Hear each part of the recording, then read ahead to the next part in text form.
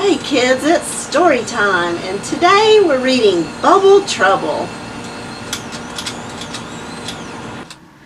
Little Mabel blew a bubble, and it caused a lot of trouble.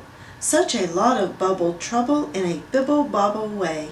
For it broke away from Mabel as it bobbed across the table, where it bobbed over Baby, and it wafted him away. The baby didn't quibble, he began to smile and dribble, for he liked the wibble-wobble of the bubble in the air. But Mabel ran for cover as the bubble bobbed above her, and she shouted out for Mother, who was putting up her hair.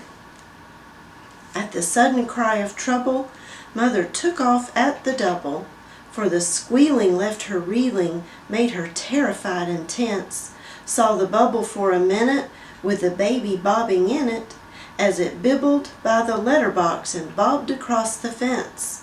In her garden, Krista Gribble had begun to cry and cavil at her lazy brother Greville reading novels in his bed.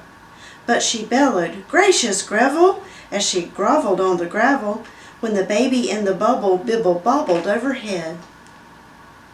In a garden folly, Tybal and his jolly mother Sybil sat and played a game of Scrabble, shouting shrilly as they scored. But they both began to babble and to scrabble with the Scrabble as the baby in the bubble bibble-bobbled by the board. Then crumpled Mr. Copple and his wife, a crabby couple, set out arm in arm to hobble and to squabble down the lane. But the baby in the bubble turned their hobble to a joggle as they raced away like rockets, and they've never limped again. Even feeble Mrs. Treble, in a muddle with her needle, matching pink and purple patches for a pretty patchwork quilt, when her older sister told her, tossed the quilt across her shoulder as she set off at a totter in her tattered tartan kilt. At the shops a busy rabble met to gossip and to gabble, started gibbering and joggling as the bubble bobbed by. Mother, hand in hand with Mabel, flew as fast as she was able, very troubled lest the bubble burst or vanish in the sky. After them came Greville Gribble in his nightshirt with his novel, all about a haunted hovel, held on high above his head. Followed by his sister Krista, though her boots had made a blister. Then came Tybal pulling Sybil with a Scrabble for a sled. After them the couple came cavorting at the double. Then a jogger, quite a slogger, joined the crowd who called and coughed. Up above the puzzled people, way up toward the chapel steeple, rose the bubble with the baby, slowly lifting up aloft. There was such a flummadiddle, Mabel huddled in the middle. Canon Dapple left the chapel, followed by the chapel choir, and the treble singer Abel threw an apple core at Mabel, as the baby in the bubble bobbed up a little higher. Oh, they giggled and they goggled, until all their brains were boggled, as the baby in the bubble rose above the little town. With the problem let us grapple, murmured kindly Canon Dapple, and the problem we must grapple with is bringing baby down. Now let Mabel stand on Abel, who could stand in turn on Tybal, who could stand on Greville Gribble, who could stand upon the wall, while the people from the shop'll stand to catch them if they topple. Then perhaps they'll reach the bubble, saving baby from a fall.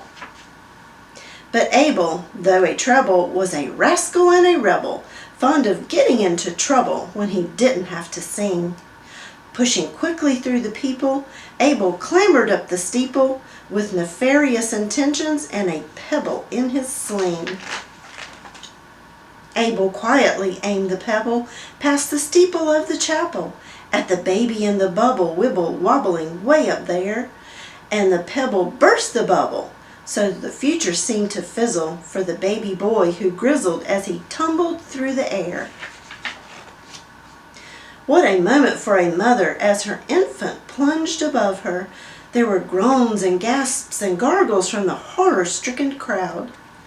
Sybil said, "Upon my honor, there's a baby who's a goner," and Krista hissed with emphasis, "It shouldn't be allowed."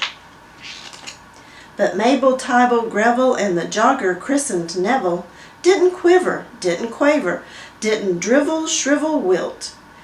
But as one they made a swivel with an action firm but civil. They divested Mrs. Tribble of her pretty patchwork quilt. Oh, what calculated catchwork! Baby bounced into the patchwork, where his grizzles turned to giggles and to wriggles of delight. And the people stared dumbfounded as he bobbled and rebounded, till the baby boy was grounded and his mother held him tight. And the people there still prattle, there's a lot of tittle-tattle, for the glory in the story, young and old folk, gold and gray, of how wicked treble Abel tripled trouble with his pebble, and how Mabel and some others saved her brother and the day. Thanks for joining us for story time. See you next week. Continue to learn at home with other great videos from the North Carolina Transportation Museum on Facebook, YouTube, and nctrans.org. The North Carolina Transportation Museum in Spencer is the museum that moves you.